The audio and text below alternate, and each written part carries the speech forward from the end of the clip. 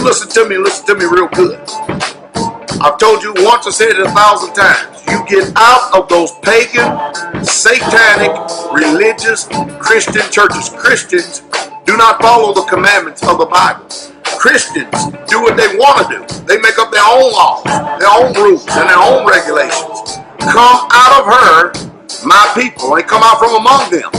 And it's real simple and easy to ascertain who are these people you need to come out from. Easy. Number one, if they keep Sunday, that's an automatic sign that you need to not have any fellowship with these commandment-breaking, wicked deceivers and seducers and bewitchers of the truth. Simple.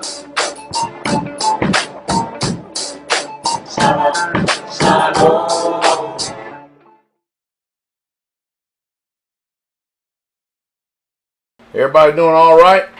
Shalom, shalom, shalom, shalom, shalom. We getting hooked up here. Uh-oh.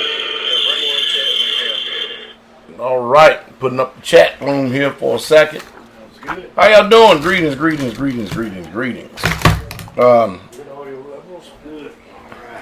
Isn't it nice or wonderful to be in the land of the living? How many of y'all people have figured out that y'all are literally in a ministry that the Most High Yah has prepared you for such a time as this? I mean, y'all know that. How many of y'all know that? That you are in a place to be preserved. I mean, this ministry is literally almost prophetic. What do you think, Elder Mitch? Yeah. You think about it. It's literally almost prophetic. And when you see what all is going on and what we are doing in a day, the time, and the hour that we're living in, there are a lot of people that are wanting. There are a lot of people that are desolate. There are a lot of people that literally have no hope. True. And they don't know what to do. I would be remiss if I didn't say that the ministry in itself has garnered a lot of attention. I would say so. During this so-called epidemic, pandemic, or whatever you want to call it. Yes. Literally has garnered a lot of attention almost in every single community and including homesteads. Very true. Straitway has literally gained the attention of the scoffers, Enemies. the mockers, ain't they? People writing letters apologizing for speaking against us, sending us letters telling us that we're the only ones out here that had our people prepared. Huh? You're true. And don't know what spirit or what under what auspice of a spirit. I'm trying to speak common, man. I keep coming with all these, you know what I mean. But whatever it was, whatever it is, whatever it may be, it's gonna woke a lot of people up. Yes. It's gonna make them to reconsider their position. Because many of you that are now listening to us have at one time or another have nefariously attacked us. Now, don't get me wrong. We're just like our king. If you've done anything to try to hurt us, it's only been in part. True. Because truth is, we didn't know. We too busy. And if we didn't know, the best thing for you to do is talk to the Father. He know how to get in touch with us. I know a lot of people don't know that. That's like Brother Brent, we were sitting at the dinner table today. Brother Brent said, Pastor Dow, didn't you mention about you want to get a cattle trailer here a few weeks back? I said, sure did. Next thing you know, Most High moved on an Israelite man. He drove it all the way up here and delivered and put one right up here. Hallelujah. It's in pretty decent shape too. Oh yeah. Now it looks old, but it does the job. It works. It works, and it works fine. Function. Yeah. Function. Yeah. Huh? And I kid you not, we got letters coming in. We got women. Let me move this box out of your way, Elder. You can move it. Just slide that stuff down over there so you can get in here. We got women calling us, contacting us, writing us. Women that now, is this not? And Brother Kabir is going to be calling in tonight. He's going to be a guest on the show tonight. We're going to talk about a few things up at KGB TV. We got Elder Mitchell in the house from Straitway, Kentucky East. And the reason why we put East like that because there's 3 communities up there in Kentucky. And so we got to designate them somehow. Yeah. And Elder Mitch is going to be delivering a message tomorrow. But when you look and see what we're doing, Teacher, can you get Jeremiah 23?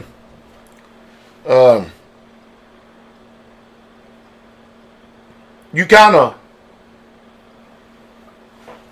all you can do, Elder, really is just feel sorry for people. You know what I mean? Yes, sir. All you can do is really feel sorry for you because you can't. It's not up to us. We're not a refugee camp. Leave that up to FEMA. That ain't us. It's not up for us or up to us to go around and try to, after everybody comes to the knowledge of the truth, to spend our time, energy, effort, money, resources, and everything else to get them online. We're not here to put out fires for you, and we're not here to provide for you. Truth. It's not our job. Amen. As a matter of fact, it's supposed to be the other way around. I got to ask a question to all y'all. Are we not laborers worthy of our hire? And don't y'all love a cheerful giver? Hallelujah. And many of you should have definitely known that you're in the right place considering everything that has come in the wake of the last 3-4 months. That is true. And Teach and I was just sitting here talking about these high beef prices up here. I show you that picture? No. I got it. One tube. Show him that too, man. Show him that. One tube of beef. I'm in a good area. One tube of beef. That's expensive. $63.84. That's 10 pounds. That's 10 pounds. Them things usually run, and that's 80%. That ain't even 90. You usually get 90%, $32 all day long. That's bad. Huh? That's bad. That's why when I make them videos and I look at that cattle we got at the top of the hill, I look up to the sky. I just figure of speech, you know what I mean? I just look up and I say, thank you, Father, Hallelujah. for preparing our minds when all of you got your minds, you intelligent and everything else, but we've been fools to follow this voice that is inside of us, leading us and guiding us. You know what I mean? Telling us what to do, how to do it. Yes. A lot of times allowing us to make dumb mistakes to learn from it. Hallelujah. All good. I told somebody my secret today. They said, Pastor, I want to know what your secret is to knowing before time. All this stuff. I said, you really truly want to know? I said, yeah, I got a secret, but you want to know. I tell it to you all the time, though. What is it? He said, what is it? I said, seek for the old paths. Search for them. And when you find them, you find rest for your souls. I mean, Koleth, Ecclesiastes, not Ecclesiasticus, Ecclesiastes, the preacher said, the preacher, that there's nothing new under the sun. The thing that was shall be again. And you know, when you start reading all this stuff, to those of us that are submitted to Yah, it makes perfect sense. Makes perfect sense. I gotta see where I can find Kabir in there. You got his number in your phone? I don't even have my phone. You don't got to know where I can find it. It's a 920, I think. Is it? That's That the area might be code. him. That's him right there. Oh, We're going to pull you up here in about a few minutes, Kabir, after we go through the preliminaries. You got 213 Um, 920. But, you see what they did? Brother Eric video? Teacher Eric? They took it down, I thought, right? No, it's still up. It's Censored? still up, but it's since you gotta actually yeah, you'll think it was a XXX rated video, man. You gotta agree to the terms before you can look at it. Mm-hmm. Yeah, And all he did was just tell the truth that's it. on both sides. True. Hit it hard. Eric, don't teach hit it hard. Teach hit it hard. We're not gonna be before you long tonight because we got a day, and many of you, if you planning on being here for Pentecost, you got until second day to get your name in the book. That's it. And after that, we locking it down. We're already sitting at close to 400 people gonna be here for Pentecost. Yes. 400.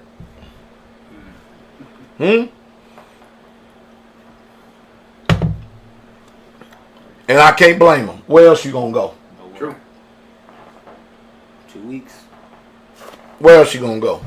I mean, I had somebody today or the other day tell my Ashad that they were our mentors. You remember Adam Mills? That's what the 7-Day Adventist guy, the little skinny black guy. Yeah, I remember him. Yeah. Him and his wife. Say they're mentors, and I said, "There's something." I said, the Bible. Paul, he made this statement. He said, "You are the seal of my apostleship." And then Paul had helpers. Is that right? People that were with him in the ministry. Oh, yes. Faithful brother. They were with him in the ministry. He called them out by name. In other words, he was doing the ministry, but he didn't do it alone.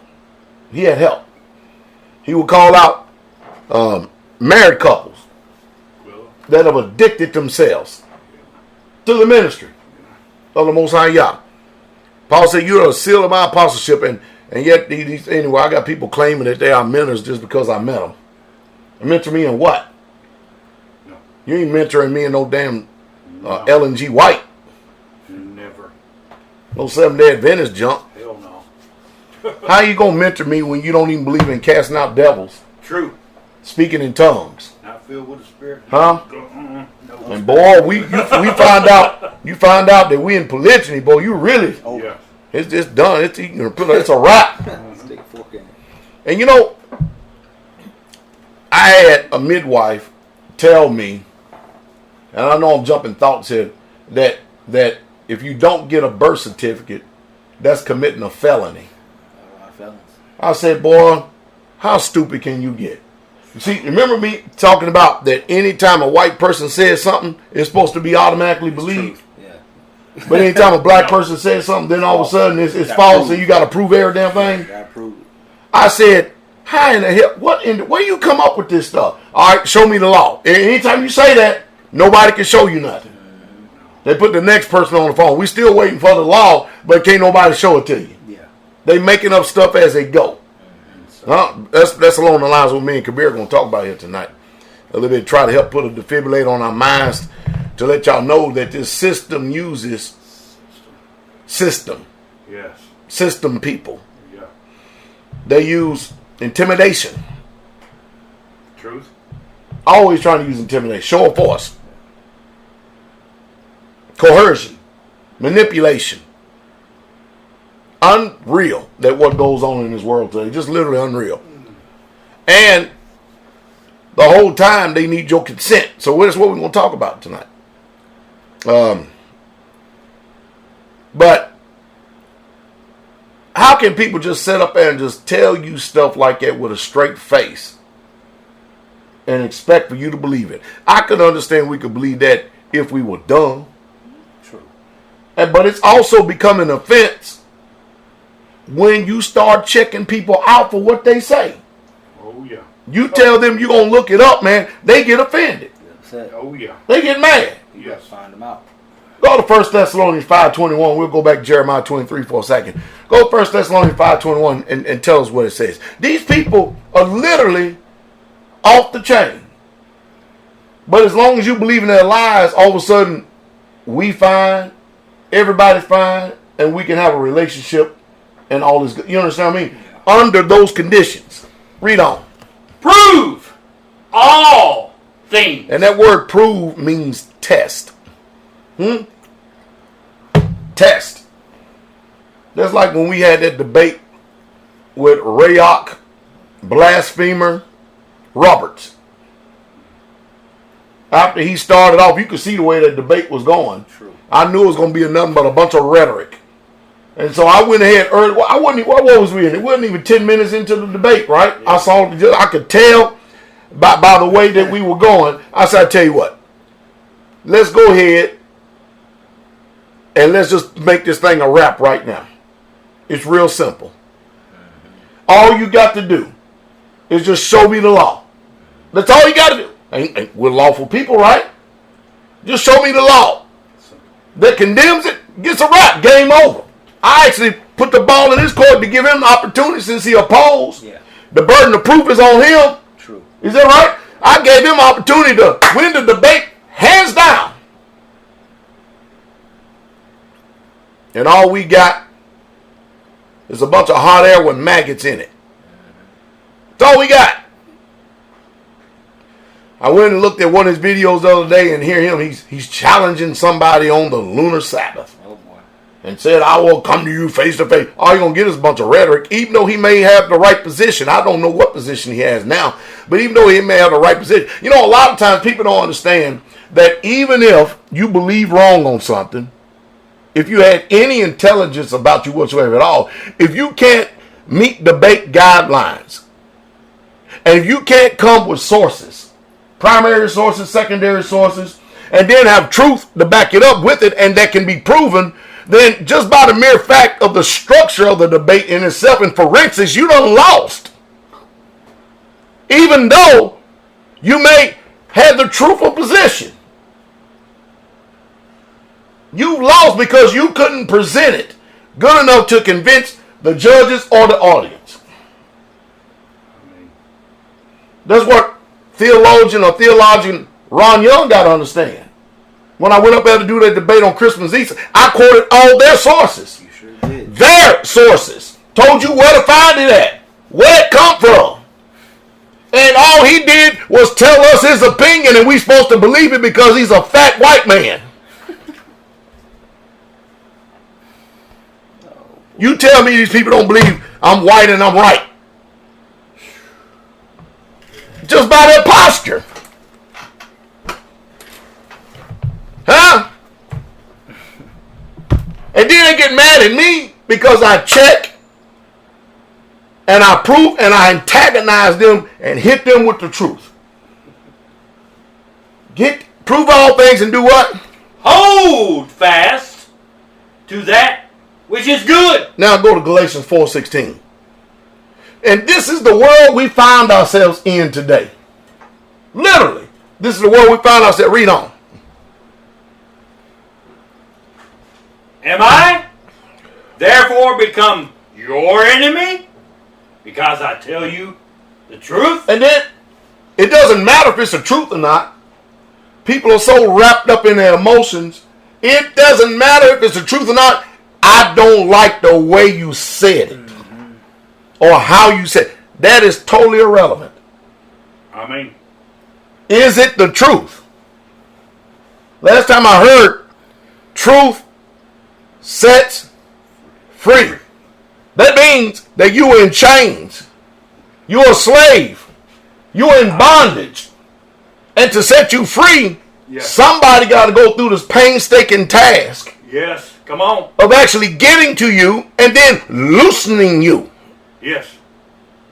And we the enemy? Come on. Because we love you. but we the enemy?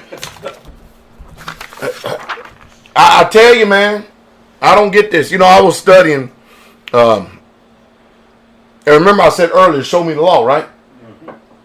And we live in a world where the largest religion on the face of planet Earth is totally against Torah. Very true. Oh, yeah. Totally against Torah. Yes. You can't get no more opposition against or opposed against it. Christianity is totally against Torah. Yes. All right? And when I did the other video, that was on earlier, this woman, another woman again. I don't understand, Elder, what this is of these women that just, who gave them the authority to think that they can sit there and speak amongst men? This world, this society, this culture. And then they get mad at me when, as a man, I speak to them as a man. Mm-hmm. You put yourself in the position of a man. Mm-hmm. They've been so-called liberated. Liberated. They free. And they get mad at me. See, this ain't a country or world or people that love the truth. No. So true. Not at all. I mean, This is a people that is deceived by their own vain opinion. I agree. yes. No, yeah, for real. You go to Galatians 5:16. Start at verse 19. Read verse 19 through 21. We're gonna lay this foundational work right here before we get to Kabir. Kabir, just hold yourself right there for a second. Go get you some tea, green tea, water, whatever it is. We're gonna get to you, my brother. Hey, Elder, tell them to send somebody on a mission down there to go get us there's 3 of us, 6 more beers. Then I had to deal with somebody telling me that drinking was a sin. I'm like, and you know what I said to end all that? Show me the law. That's all I did. Now, Galatians chapter 5, verse 19, read, teach. Now the works of the flesh are manifest. Now, the works of the flesh are clearly seen. That's what manifested mean, right? Are manifested, which are what? Which are these? What are they? Adultery. Now, wait a minute.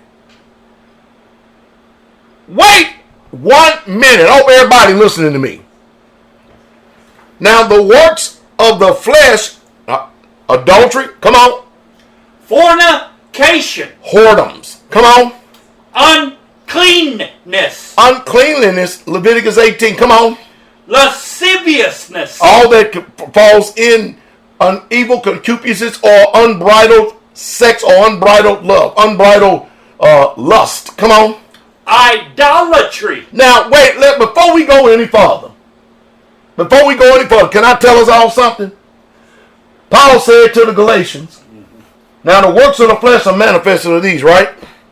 Now, have you all noticed that the works, I'm going to say something, are y'all ready?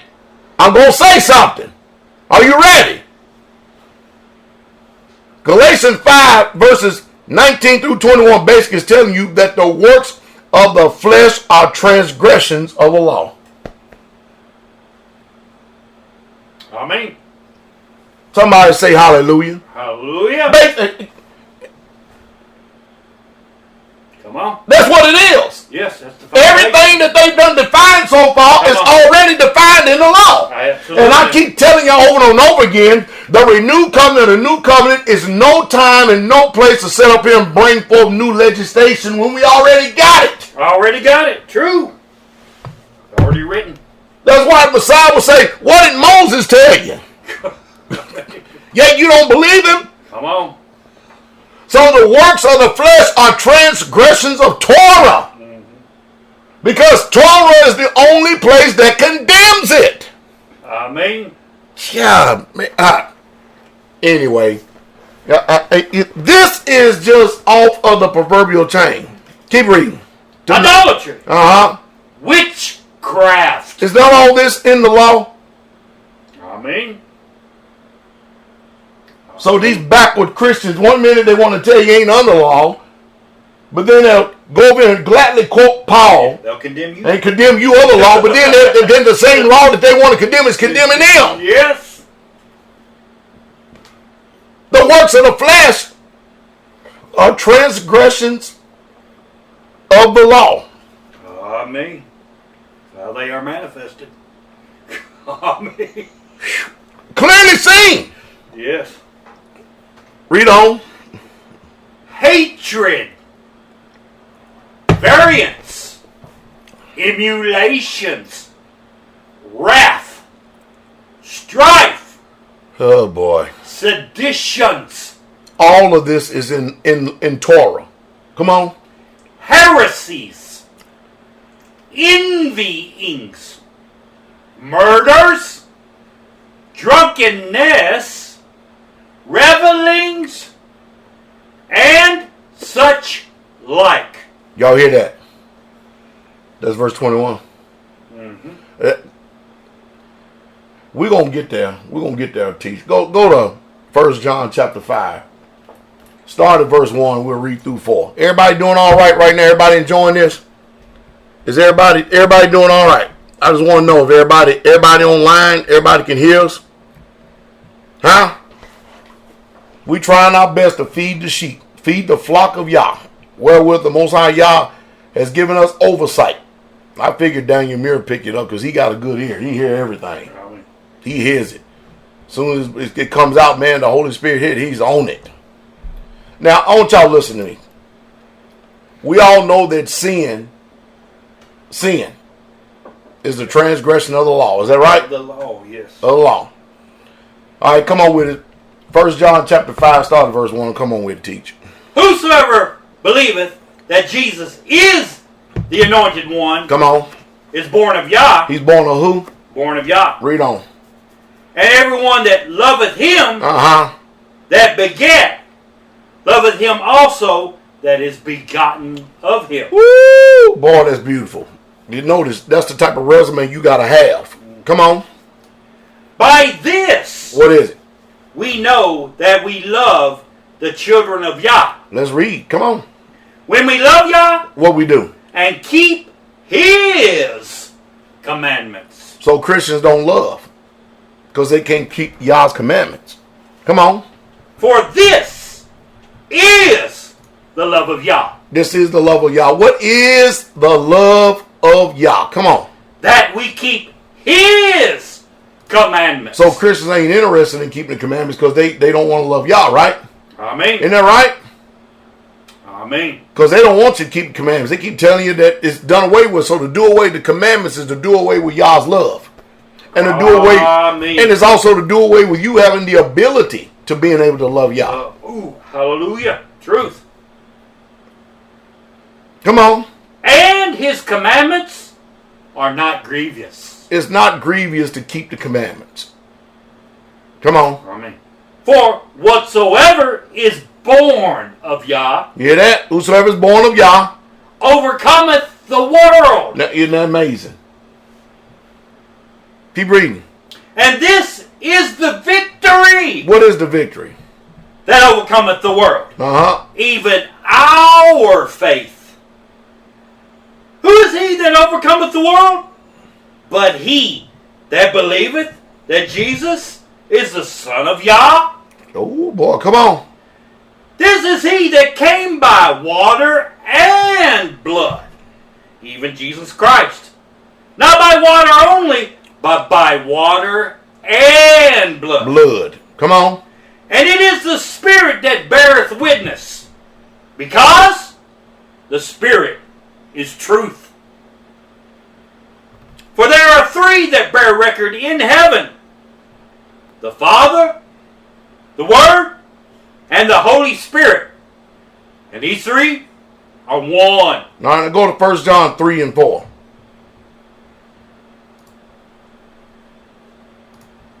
Whosoever committeth sin transgresseth also the law. For sin is the transgression of the law. Go to Psalms 89, verse 34.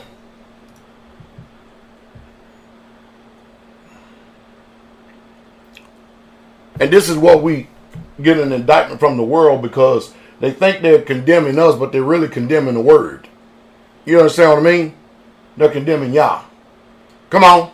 Thy seed will I establish forever, and build upon thy throne to all generations. Selah. 1 John chapter 3, verse 4. That was Psalms.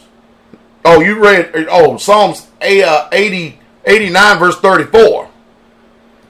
That's why I asked. Psalms 89, 34.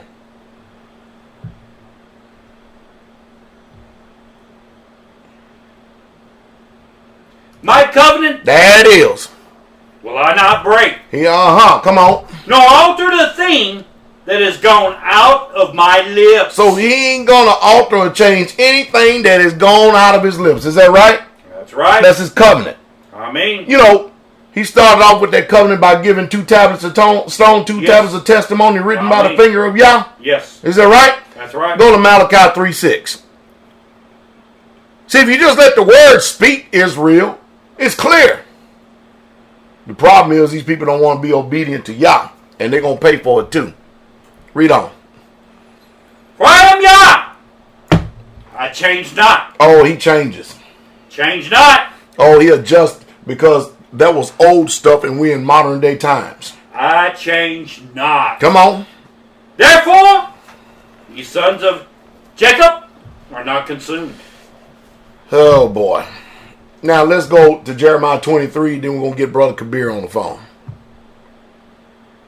Simply amazing. Simply amazing.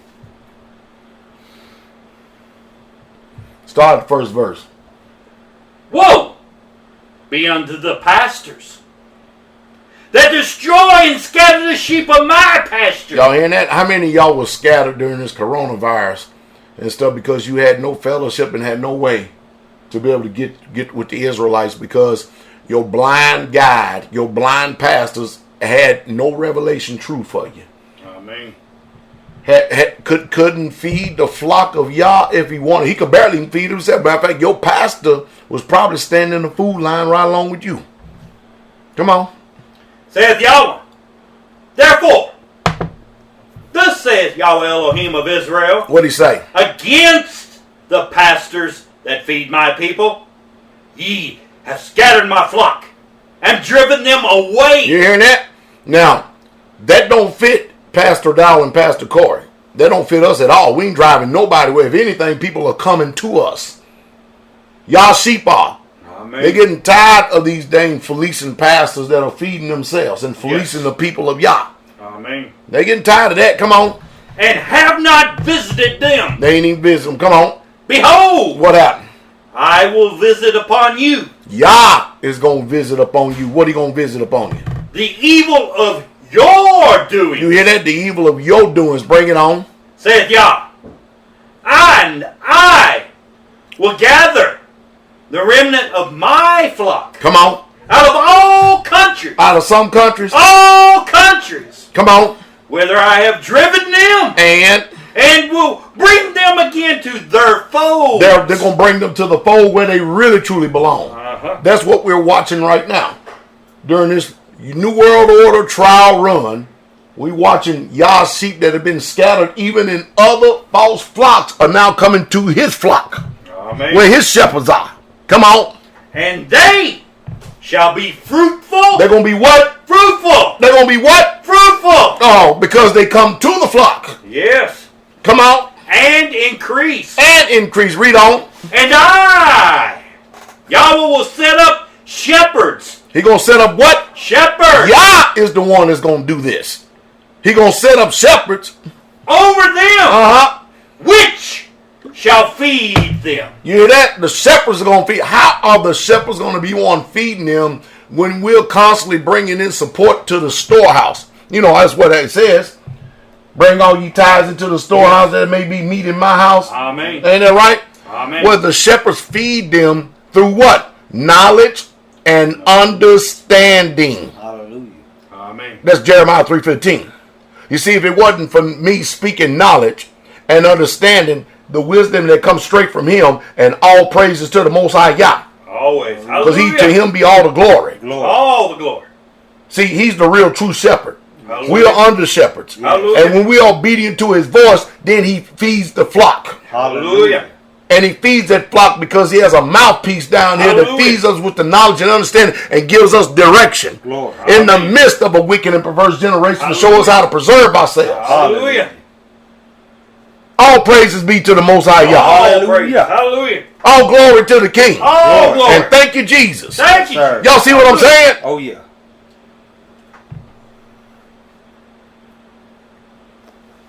He's the great shepherd. Amen. And then he says, I'm going to give you shepherds, Oh, yeah. Amen. man, Yes. Yes. humans, Yes. Yes. Uh-oh. that are going to be my mouthpieces. Yes. Hallelujah. That's going to talk to you. Yes. Now you obey their voice. Hallelujah. Because they are telling you exactly what I said. Amen. And what new thing am I saying except what has already been written anyway? Nothing. It's new to us because we've been so far away from it. True. It's new to us because we've been scouting this diaspora, Yes. given a whole different type of society, a whole different culture, a whole different language, a whole different meaning, a whole different way of lifestyle. Yes. Yes. And we want to kick against y'all. Come on. Read on. And they shall fear no more. Y'all hear that? We ain't fearing. No. We had no fear whatsoever at all. Amen. None. Very true.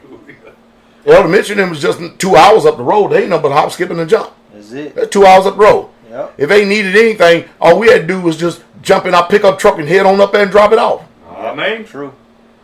Israel right there. Yes, sir. And got 2 or 3 other communities within 2 to 3 hours at the same thing. Yep. True. Ooh, ain't God good.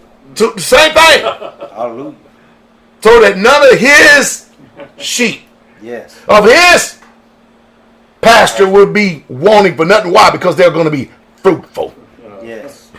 We ain't got to go and stand in FEMA food camp lines. We ain't got to go wait for the Red Cross to show up. Amen. We have to wait on the government welfare checks. Amen. So true.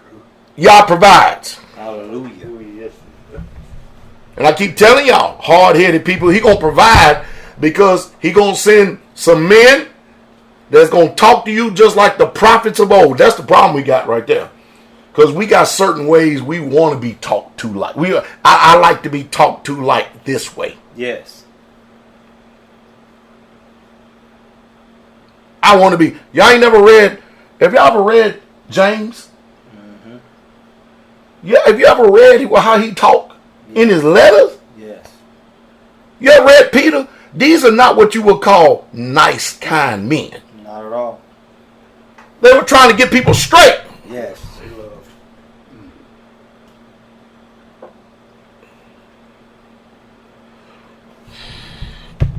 Well, anyway, and then you know that you're part of y'all's flock when you have the ears to hear. Hallelujah. Absolutely. That right there should be the seal of your salvation. Glory.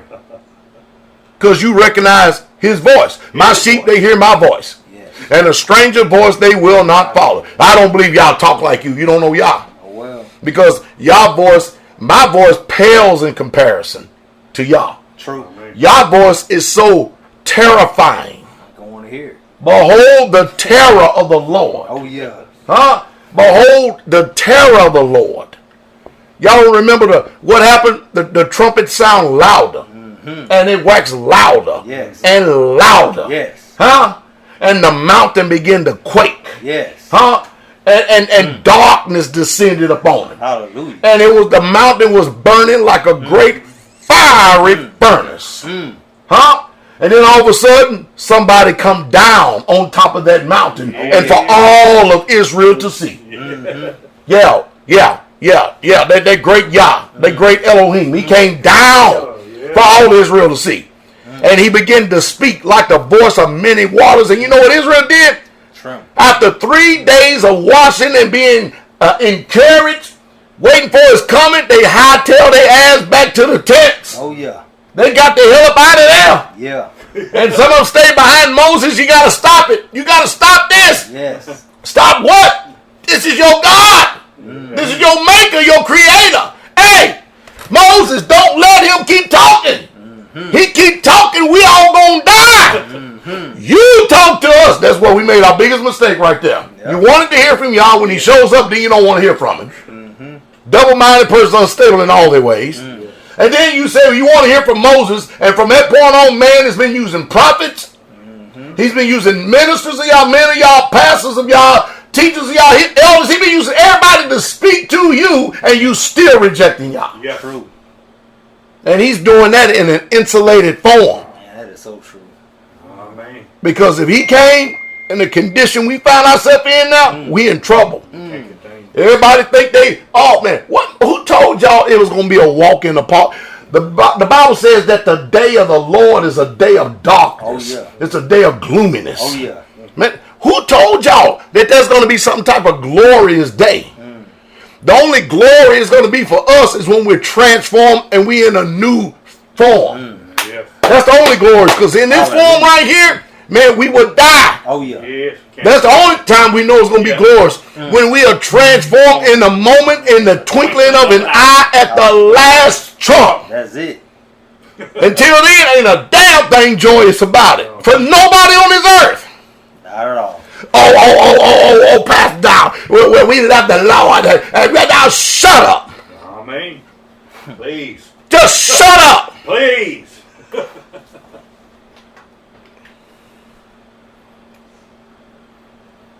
See, Pastor Dow, if you would talk a little bit more nicer to us, then we would hear it. Go to hell. Because that's the word you're going to hear. Feminism just done took you over.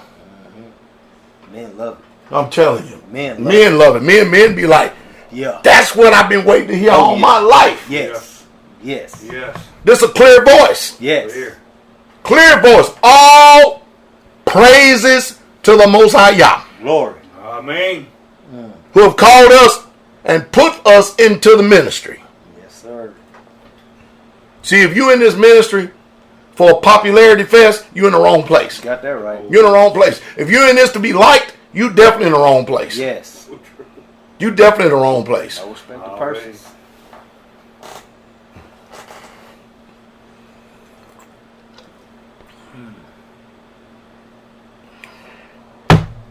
Oh boy. I think it's a 2-1-3. Is it? Let me look on here real quick before I go ahead and. You got it already? Is it? See that? Yeah, let me find him real quick then. He had an older one. But Yeah. Let me look down here, see if I can find him. He must be calling from another number. possibly. Kabir, you need to text me, man. Let me know what number that you are in the queue on. Text me your number. All right? I'm telling y'all. Woe unto you that are at ease in Zion. Did I say something wrong? No, sir. It's the word. And the Bible says, because we know the terror of the Lord, the terror of Yahweh, therefore we persuade men. Desperately, yes.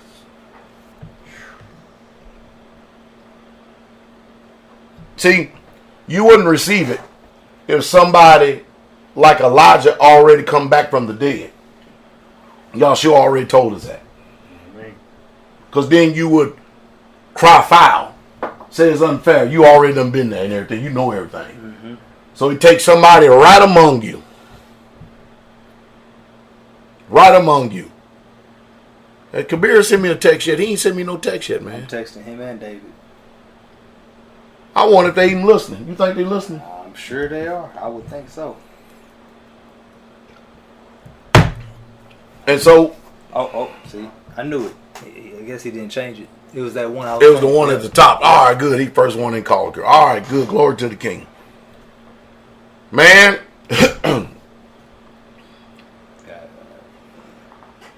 I can only hope and pray. And I want y'all, can y'all please become proactive over there on Patreon, please? Start commenting. And on YouTube, smash that like button. I found out that the more you smash that like button, the more people actually comes over to listen. Yes. It must be, what, algorithms? Algorithms. Yes. I heard the word, I don't know how to spell it, and I don't know the meaning of it. That's the reason why I don't use it much. Because I don't like using words that I don't know the meaning of or understand. But if I say a word, you better believe I know the meaning of it.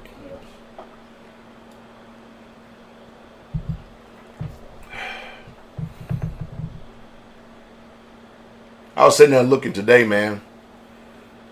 Teacher, I was like, man, I remember a time when I didn't have none of this gray hair. Look at that. I got some up here. You can't see it right now because it's too faint, but down here it's pronounced.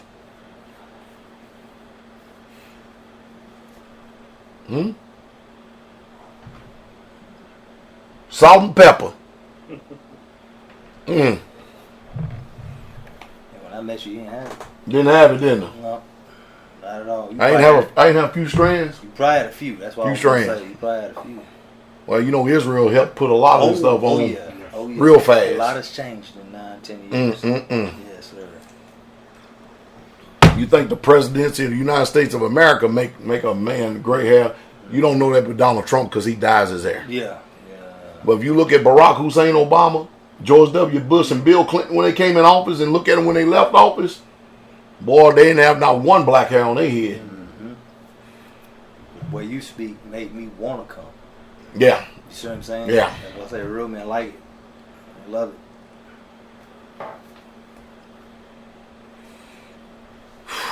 Man, we done ran down a lot of word already, ain't we? Yes, sir. Tonight, what we're going to do is we're going to talk to you about myself and Brother Kabir, along with Elder Mitch and Teacher Shane in here, showing you how that the system tries to always get you to consent. Brother Kabir, 920, are you on the line, my brother? I'm here, Pastor. Shalom. All right. Shalom, shalom. Shalom, shalom. This is KGB TV, KGB 94 TV.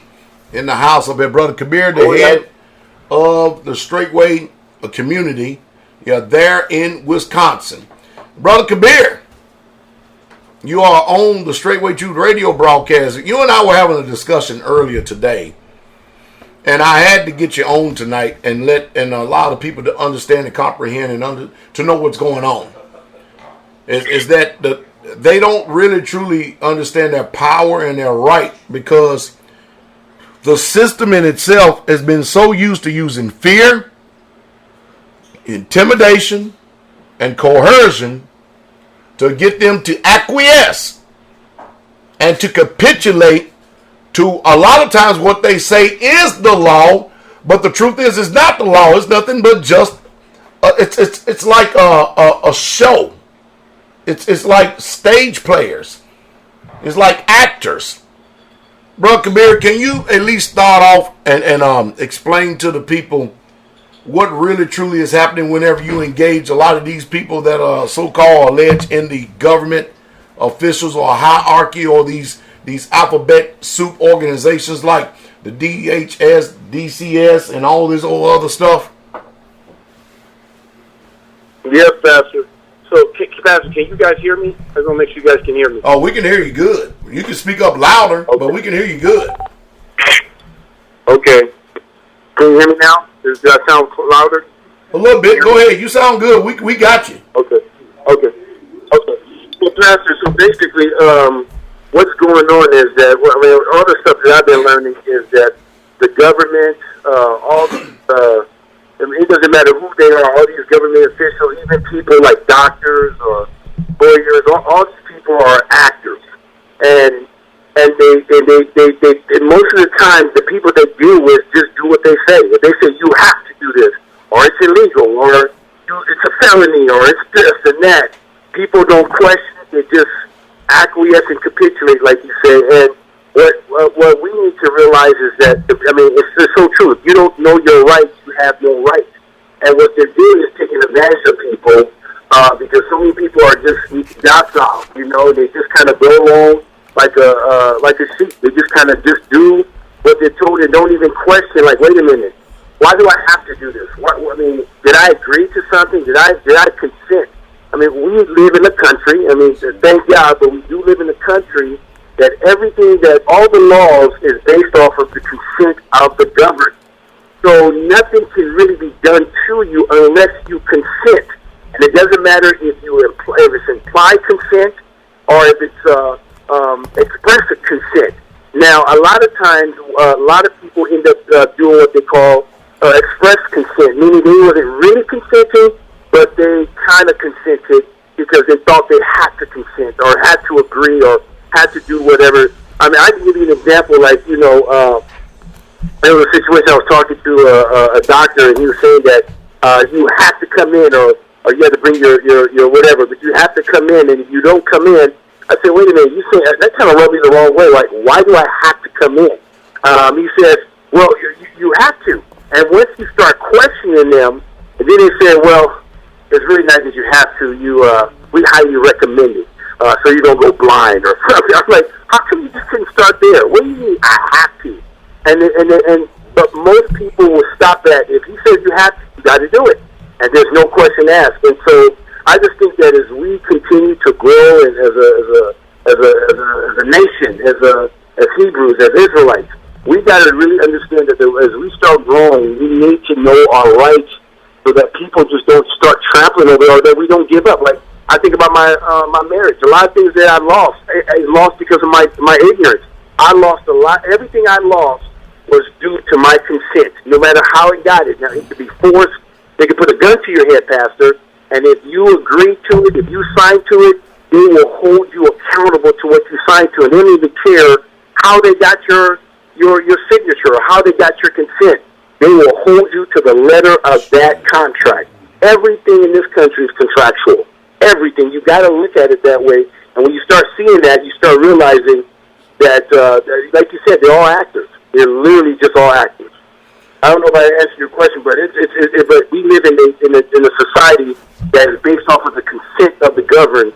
But people somehow, because they're not educated, and they made us stupid. Because back in the days in this country, they used to teach people the Constitution, teach them their rights. But now we live in a nation where people are not taught history anymore, and so they just kind of just go along. That's why they went through in their government schools and they regulate everything because they're trying to control the minds of the next generation. And whoever has the young generation minds have the world, have the nation. Brother Kabir, you said it beautifully. Hey, Brother Kabir, I speak to the people and educate them. And I'm gonna word this question, or I'm gonna word this statement in such a way that I'm gonna try to I don't mean to challenge anyone's integrity at all, but I'm gonna have to dumb this down a little bit in order for people to get it. Anytime someone approaches your wife and she has a headship and she is not educated by the husband to know how to respond and to stay under biblical authority and headship, patriarchal, what basically is anyone else out there who poses themselves or thinks themselves to be any type of an authority when they tell your wife what to do without the authority of the husband? What in essence is really happening? That's a good question, Pastor. So I was actually talking to my Ishaya about that. I said that when anybody talks to you and try to get your consent without you talking to your husband, pretty much they're treating you like a hoe, treating you like a woman of reproach, literally trying to get you to dishonor your husband. You know, 1 Corinthians 11 says that a woman that has her head uncovered dishonors her head.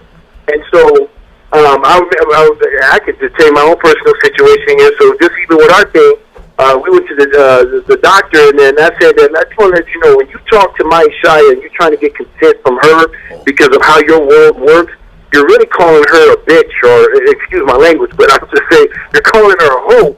And she has a husband. She has a covering, and you're treating her like a woman who has no cover. And the doctor's like, wow, never thought about it that way. I said, I know. So you may think that you're treating her equal or you're treating her with respect, but you're actually dishonoring her. And so to keep you from dishonoring her and disrespecting her, that's what I'm telling you, you need to go through me. It's not that she can't speak for herself, but that's why I'm here. And when you are continue to trying to get her to make decisions without me or trying to usurp me or try to cut me out, you're literally telling her to dishonor me. You're literally telling her to act like a hoe or a woman of reproach. Does that make sense, Pastor? It makes perfect sense. And Kabir, tell everyone the way that, matter of fact, we're going to speak to the women here. How all the women should literally be offended by how they are being approached to think that someone can toy around with them like that without going to their head. Yeah, hey, a woman should feel totally disrespected when somebody does that because they're pretty much saying that one, they're disrespecting your man, your husband. Two, they're saying that you're no good, you're not even worthy. I mean, and a woman's status is very important. We don't a woman being shamed or being being an adulteress or being a whoredom. I mean, that's very important that women don't have that type of title or that type of stigma about themselves. And when the world tries to approach them and treat them like the worldly women, they're in essence of treating them like a woman of reproach. We talk about this in Isaiah chapter 4, that there's going to be 7 women coming to one man, right? And so can we just take your name, cover us, so that we can remove this reproach? I mean, they're literally treating these women like literally like shameful women. And if I was a woman, I'm just telling you as a bride, they should be offended by that. And then too, they're trying to be enticed into dishonoring their head. It's like they try to get us to dishonor our head. I mean, so we got to really think about it. Like I have this thing that's talking about we're the bride, but they're literally trying to encourage women to dishonor their head, to literally sin, to entice them to sin, just like Eve. Just like Satan, what did he do? Instead of going to Adam, he went to Eve and convinced her to make a decision to eat the fruit without going through her head. The same thing. It kind of reminds me of this scripture pastor in Isaiah. It's Isaiah chapter 3, verse 12. It says, "And for my people, children are their oppressors, and the women rule over them. O my people, they that which lead them to cause thee to err, and destroy the way of thy path." And so you see this in our society big time, like especially going through what I went through. I mean, who do they use to get control and try to get me to err? They use my sons and daughters. And who's ruling over my sons and daughters? A woman. And they're using the woman to literally get the man to bend his knees, to acquiesce and capitulate to, it's not to no law, but just to the desire of the woman. And it's really an attack not only on the man, but it's really an attack on Yah, because the man represents the energy glory of Yah. True. And so, yeah, man, you are the creator. You are the creator in the family. Yeah.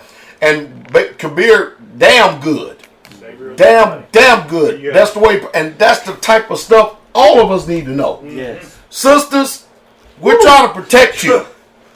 Anytime any man that tries to question you, to get you to consent to their will, I don't care if it's a government entity or some damn private jackleg, flat out, number one, you should inform them and tell them, do you look like a woman that operates in the house of ill repute? Do I look like a whore to you? Do I look like I'm a woman that is uncovered and not without authority? Real talk. Who do you think you are? Think you can approach me like that? You gonna talk to my head. And if you can't talk to my head, then you get the hell out of my face. That's what you do.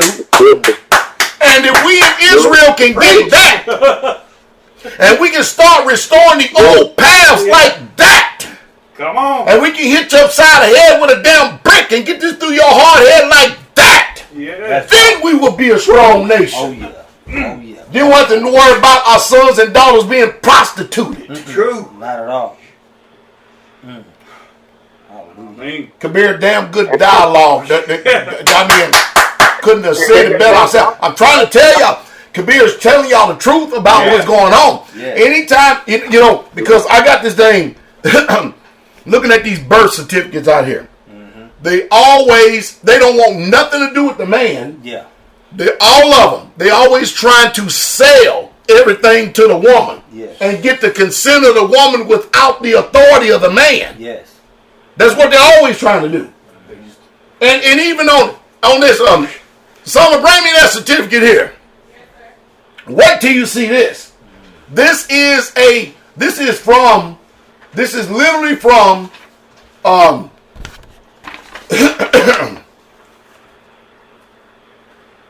a midwife.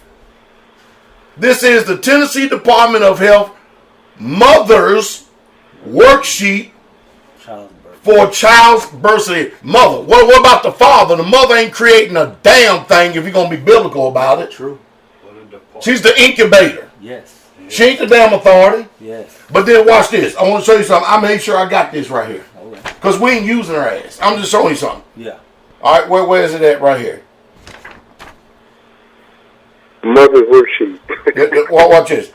Watch this. Where does it say that father's optional? Where is that at? What, the last one? All right. Hold y'all, bear with me for 1 second. All right, look at this. Down at the bottom. What does that say? Right there. Right there. Certification. One more time. Certification. I'm going to show y'all. It says it right there. Right here. Certification. Look what it says. I certify that the personal information provided on this form is correct to the best of my knowledge and belief. Name and signature of the mother, right? Mm-hmm. Look what it says right here. Elder Mitchell, read that. Name and signature of the father, in parentheses, optional. In other words, they're doing every damn thing they can to destroy the authority. To move you from a patriarchal rule to an effeminate matriarchal rule. Mm-hmm. And notice, they don't give a damn if the father name ain't on it or not. Yeah, true. You know why? Because to remove the father is to get the mother to consent and then put her under the authority of the state. And you become wards like I've been telling y'all ass for the last 25 damn years. And everybody don't want to listen now. Teacher Shane just got finished giving me a Webster's New World Dictionary for young readers, the revised edition. Consent comes from the Latin words that mean to feel with when a person consent to do something suggested. In other words, listen to me. The police can lie to you. It's just a suggestion. Yes. The doctors can lie to you. It's just a suggestion. Yes. Huh? The secretary can lie to you. Uh-huh. It's just a suggestion. Yes. If they tell you, you've got to do this, it's just a suggestion. Because according to consent, I keep telling y'all, how many times I keep telling us it's all about strategy. When it comes to the Latin words means if a person consents to do something suggested by another, then each feels, first of all, number one, feeling ain't got a damn thing to do with anything. We are a lawful people. Yes. Feels like the same way that the other does. I be damned. Is this too rich for y'all? Come on, Elder. That's a lot. Come on, Elder, talk up. That's a lot. That's a mouthful. Yes. Consent. Y'all hearing this? Man. Never mind. It's a good thing we do this at this particular. Yeah, we ignorant as hell. We ignorant as hell. Man, we ignorant. We idiots. Damn. And then when the Public Enemy was coming out, fight the power, man. Yeah. Fight the power. Yeah. You gotta fight the power. You gotta fight the power that be. Yeah. Elvis was a hero the most. Yeah. Anyway, MF, him, and John Wayne. That's what they're basically saying. Yeah. But I'm gonna tell you straight up. And then, they've got you so conditioned through the public food system and this European construct of this society right here that when you start questioning stuff, you feel bad for questioning. Yes. And you are the authority. True. Yes. They got to get the consent of the governed. That means you. Yes. Boy, I started to say a word. I saw you. I backed off. I'm getting ready to say a word. Really good. I'm getting ready to say a word. Yeah. I'm getting ready to say a word. Yeah. I'm getting ready to say a word. And then they're going to set up there. Look at Chucky D. Yeah, they used to call me Chuck D because that's Chucky D anyway. I grew up that way. Anyway. But I tell you what, man, it's bad. Mm-hmm. It's bad. And you know what? You know what's really sad? And you see us continually over and over again keep talking about trying to wake people up from this matrix. Yes.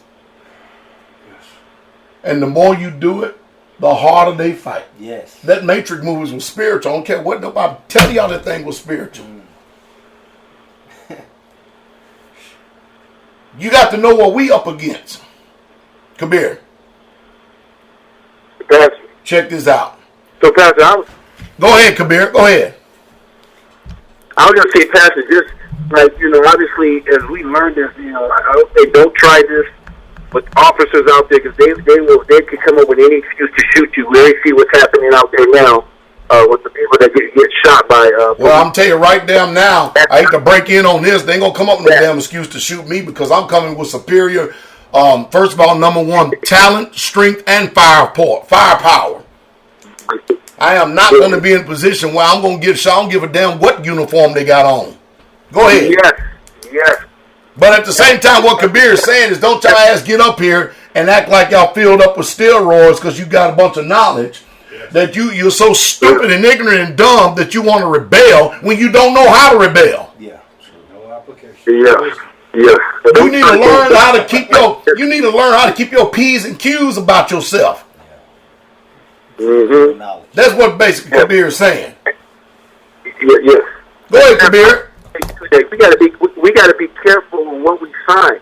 There's so many times they just does to sign things and we don't look at it. And when you sign that, you are literally submitting yourself to that document, and you don't even know when you see a lot of stuff in there. Take your time, look at it. You don't have to sign. You'll be amazed how many stuff that you don't have to really sign, but people feel like, well, I can't get this purchase. I can't do this unless I sign. I just say how many times I do a credit card purchase and never sign it. Never sign it. So, but they make you think that we're so conditioned that we have to sign. And then even when you sign something, did you know you have the ability to cross out things before you sign it to say, I don't agree with this? You cross whatever you want over that contract and initial it. And don't sign it. But I always tell people to, sign NA, non-assumptive, to know that if there's something that you may have missed, you're not going to be held accountable to those to the document that you're signing. But so many people sign things and they don't even know what they're signing, and it can probably ruin their life. So you got to be very vigilant when you're signing documents. If somebody's putting stuff and if you didn't write that document, you need to be very vigilant and read it. And if you don't agree with something, cross it out. Don't be afraid to cross it out. Even when it comes to say, like if it says you're the applicant or you're the you may see legal guardian or something like that. If you cross out, you put your title in there. Come here. Call yourself. Yes.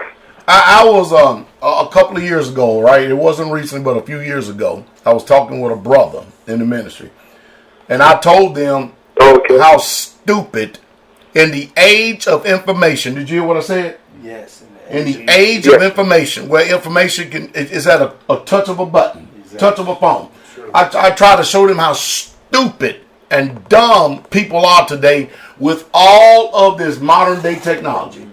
I said, this has got to be the stupid, dumbest ass generation I've ever seen in my life. You know why? Because nobody believes in privacy no more. Nobody does. I said, you don't believe me? I said, watch this. Let's go to Walmart. We went to Walmart. And we just went up there just to cash out in a regular line, right? And there was this woman there. She's probably in her mid-30s. Mid-30s now, okay? You think that she done lived long enough to know better. And just simple, I said, watch this. I said, you won't believe how much information I'm going to get out of her just by carrying on this casual conversation with this transaction of buying these groceries. Watch this. And he's sitting back watching me, right? And she goes, hey, how you doing? I said, how you doing? I said, what's your name? It's right there. Oh, yeah, Mary, man. How long you been working here? Oh, I've been working here, such and such, so and so. Really? You from these parts? Where do you live? Where do you live? Just gave me your address. Just gave me really? Yeah, oh, really? You got children? Yeah, how many children do you got? Man, I bet they doing good. What school do they go to? What school? Oh, really? What? I mean, can you believe how many cell phones people got today? Yeah. You got a cell phone? Yeah. What service you have yours with? Do you post? Do you believe in this Facebook stuff? Do you post on Facebook? Oh, yeah, all the time.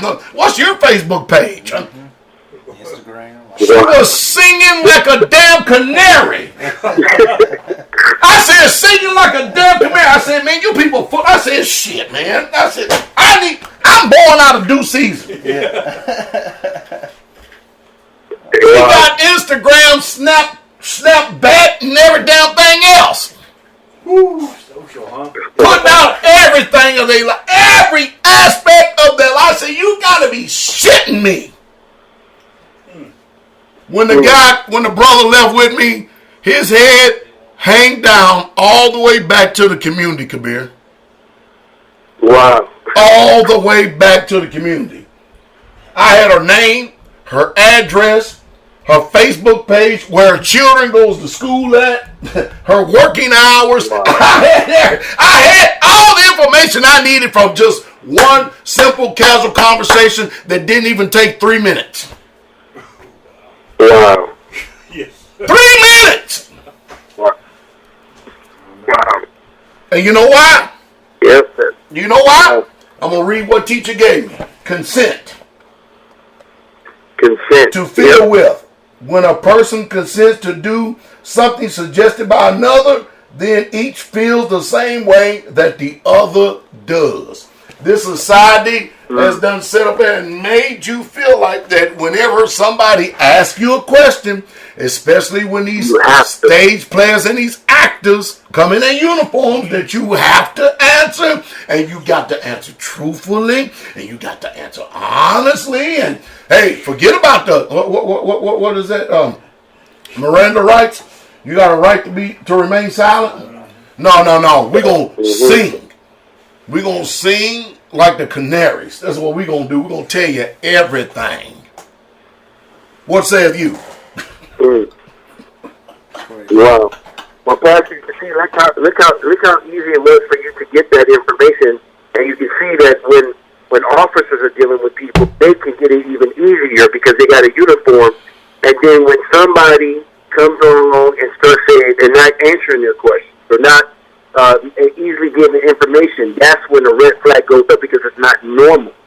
And so, I mean, I'm talking about, you got all these different societies. The legal society has really has a lockdown on our society. That's a society in itself. They have their own family, just like we have our own family. We have the Torah, that we keep the laws and the prophets and things of that nature. They have theirs, but they have somehow made theirs trump everybody else's contract. And the way they do it is they get our consent. And you already proved right there, just by having a casual conversation, you were able to get a lot of information without too much. I don't even know if she knew who you were, but she gave it to you. So did. So it's song like a canary. Yeah. If I kept growing, I probably could have had a panty size. Not that I wanted it. I'm just trying to tell you straight up. In the door. Dang. Oh, Kabir, last thing right here, my brother. I had a midwife over here, man, and she said that it is a felony to not have a birth certificate. What saith you? Well, Pastor, that's a bold-faced lie. And they talk like that, they're trying to get you to acquiesce and capitulate. And anytime you're in a situation where somebody says you have to, you need to ask the question, okay, what if I don't? Ho! Don't go too fast, Kabir. Okay. We got to dumb this down now. Yeah, You said you got to ask the question, what if I don't? Is that right? Yes, if I don't comply. Yes. Say on. So if you don't comply, then you ask them what would happen, and they should tell you. Now, if they really are trying to get you to go a certain way, they may tell you it's a felony, or you're going to go to jail, or protective child service will come in. And then he said, "Oh, really? Okay. Can you just point to the law? Point to the law that you're deriving this authority. I mean, who gives you the authority over me or over my future seed or whatever? Just point to it."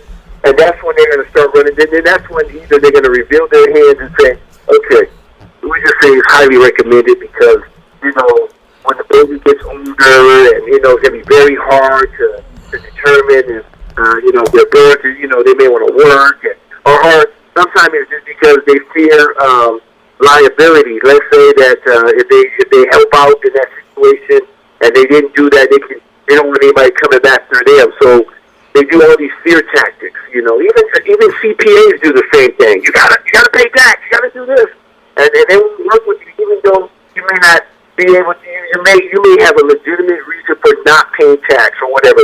They'll do the same thing. It's against the law. But then when you ask them to point to the law, they can't point to the law. So you already know that they're using these tactics to try to get people to do what they say. And you have to understand they're in the position of perceived authority, but and most people, 99% of the people that they work with do what they say with no question. With no question. Let me say it again. With no questions asked. And so when when the blue moon comes in and start asking questions, it's very odd, and they react to it. You start seeing their manifestation because it's not normal for people to ask questions. They just do what they tell them to do. Say that again. Just because they said so. It's not normal for people to ask questions. No. Hey, check this out. I was asking this woman so many questions that when she left here, she got about 15 minutes away, called back and said, I'm following my gut. My gut feeling tells me that I don't need to do this. I said, I believe it.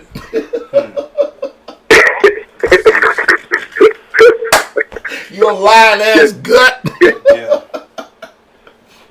And you know why she's doing it too? Because she's been told she has to do it, but no one has. But she didn't ask any questions. There you go. She's just been told you better do this or you're going to get in trouble. And so now she's fearing her job or feeling like whatever. She's feeling like I have to do this, and if he won't do this, then I don't want to get in trouble because somebody told her, whoever told her that she's going to get in trouble, even though she never asked the question. What's going to really happen? So.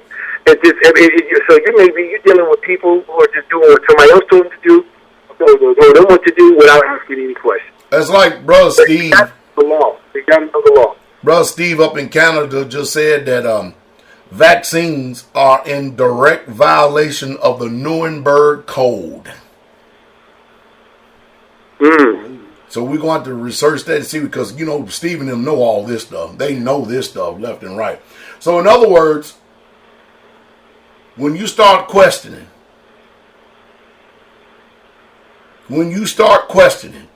and Brother Steve put a link in there. Send me that link by email too, Brother Steve. He sent me a link. 1947 Permissible Medical Experiments, Nuremberg Code. Oh boy! You know what? I think Brother Kabir, Brother Kabir, you've been in this ministry for a few years now, and you see how passionate we are for the truth. Yes, Pastor. My brother, love it. I'm telling you, because does it not set free? Yes, Pastor. I've done my due diligence, and free indeed we are. Free indeed we are. Most definitely, I tell you. And Pastor, can I even add to the whole consent thing? Sure. So Pastor, so even as we got to understand that when you look at the Constitution now, somebody asked me a question. Somebody said, "So you guys think you're sovereign citizens?" I said, "No." Or somebody said, "You think you're a sovereign citizen?" I said, "No, I'm not a sovereign citizen. But my Elohim, my God, He's sovereign. Right. But I'm not sovereign." And so sometimes they'll ask you questions like, I mean, you're above the law. No, I'm not above the law. I'm under the law, under His law. But when people start they're trying to pull you into this whole sovereign thing or whatever thing you're above the law. No, I'm not above the law. So somebody says, so you're telling me you can just do whatever you want? No, I can't do anything that's going to affect my neighbors or other people that's in society. So like let's say that I made a contract between me and Brother David. I can have a contract between me and him, and that is lawful, and it's also even illegal. That is, whatever you want to call it. But yeah, that's the 9th Amendment of the Constitution. Ooh. The right to contract. Yeah, your right to contract, and to listen to this, there's no law that can impair the obligation of contract. Right. So I have the right to contract to another person, and this is, I'm here talking to a lawyer, and he said, "So well, Kabir, explain to me, well, so are you telling me you can take a tank, like an army tank, and ride it down the street?" I said, "No, I'm not saying that. It'll be like saying that. Let's say I had a contract between me and Bree. Whatever contract we have is lawful and legal. We can have a contract. But let's say the contract says, well, okay, me and Bree, but I'm gonna lay with her in front of my neighbor's house, and we're just gonna do it right there. No, see now bring it up. Now my contract is now affecting somebody else. Right. That would not be right. So but they're trying to come up with these ifs and what ifs and this and that. But we literally are governed truly by the contract of society that we are in. As long as our contracts are our statutes, even like in Israel, as long as it doesn't affect people out there, we're good. And they can't come in there and tell us how to treat our women or how to treat the men or how. They really can't do that. But they will make you think they can, and they try to pull us into their society. Think of it this way. It'll be like us pulling people, heathens, into our world and adjudicating matters according to our law without their consent. They have to, everybody that's a part of Straitway has consented to be a part of this ministry and to be judged according to whatever the Torah says. And under the leadership of you pastors and elders and teachers and deacons. So we have subjected ourselves to this because we want to. And we have the right to do that because this is the pursuit of happiness, liberty, and freedom. That we have this freedom. And so when people say, well, you guys are oppressed, no, everybody here in this ministry are free. And they're free to leave too. They're free to leave and they're free to come in, but if they come in, they're going to have to follow these rules. We don't force anybody to follow these rules, but what the government is doing, they're literally forcing people to follow their family laws or their family statutes and codes and things of that nature. So I just want to, really, if everybody could just look at the Constitution as a contract between the people and the government, and then you have your contract. Say again? No, go ahead. Oh yeah, and then you got your contract between whoever you, like the contract I have with my Shia. I have a contract. It could be verbal. It could be contractual. It could be express. It could be implied. But we have a contract. Even the guys in my community here, we all have a contract that is that we have amongst us, and that's okay. It's lawful, and there's nothing illegal about it. Hey, Kabir. So we just got to know that. Yes, Pastor. Check this out. So Israelites, especially if they are in a marriage covenant, it would be prudent for them, man, woman. It would be wise, it would be prudent for them to get under a contract in Israel. Yes. Very prudent to do that. You see what I mean? So they have their damn marriage license. I keep trying to tell us, man, but people think I'm crazy. Go ahead, Kabir, I'm sorry. And Pastor, and I'm going to tell you that I know that we said don't get a marriage license, but really to tell you the truth, the marriage license is a figure of imagination. We think because we have a marriage license that we are legally bound by the statutes and codes of the state that we're in or wherever we're at. And we're really not, because they still need your consent to move in your home. And so, like, the people say, well, Kabir, how did when you had a marriage license, what happened? Well, because I thought, here's the words you hear, it's a 50-50 state. So when people hear 50-50 or no-fault divorce, so these words we keep having ingrained in us, we think that 50-50 means she gets half, or no fault, you know what I'm saying. So we think that means that when she serves paper, we have to agree, and you don't have to. And so they even know that you don't have to. So the way they trick a lot of people into getting into these contracts when you run into divorce or legal separation is that they'll at least use the woman to accuse the man for. There's two things they use. They will either use child abuse or they'll use molestation. And so if the woman even implies or says that I'm afraid that he may abuse my son's daughter, but then what they will do is they will put a temporary restraining order on that man, right? And immediate, because for the safety of the children, the best thing. So now this man cannot contact his son, his daughter. He can't call, he can't email, no contact until he gets to court. And so what they do is so then he naturally gets what? Gets a lawyer, somebody from the legal society. And then that person from the legal society tells him, hey, you don't want to go to the criminal. Because, man, I mean, you don't know. You can spend the life in jail, and then it starts doing like an insurance salesman. And start doing all these fear mongering to making you to buy this policy that you don't want or need. And he said, man, if you do this thing, man, take this to family court, man. And family court is way more lenient. And what he's trying to do is move you from the criminal into the family, because there's more money to be made for lawyers in the family court than in the criminal. Yeah. And so most people end up signing the temporary marital settlement agreement in hopes to see their sons and daughters. But really, they just chose the worst position they could. They would have been better off fighting for their innocence regarding the abuse or child molestation or whatever. But the lawyers are trying to scare the hell out of you and get you to move to a family court, because there is no law. And then they get you to sign, and then boom, that's how they get your consent. They get the woman's consent, and boom, now the judge has the power over you. You just gave over your power right there. And the way they did is they feared you into going to jail, so that because of the possibility you may be guilty. Well, I'm not guilty. Well, it doesn't matter. I mean, the fact that you're part of a cult or this or that. I mean, I'm telling you, you're like somebody like me. You're famous, or you want to keep it private. So you don't want to go there because it's going to be all in the public, and then you end up they kind of sway you to go this direction, and that's where the money is being made by the attorney. That's where they make the money, and then by your consent, you end up signing everything over, and you're giving this judge authority over now to speak into your family. He can tear it apart, and he can do whatever he wants. But he didn't get his power from the marriage license. He got his authority from that signature that you signed.